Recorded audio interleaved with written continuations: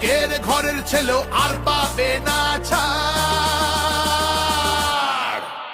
তাই পাল্টানো দরকার, চাই বিজেপি সরকার।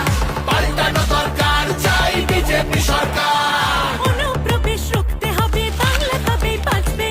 আধার কার্ডের জোট চুরিও এই ছেলেরা রুখবে। সীমান্তের হিন্দুদের মা বুকে আগলে রাখবো। 15 বছর কেঁদেছি অনেক, এবার মোরা হাসবো।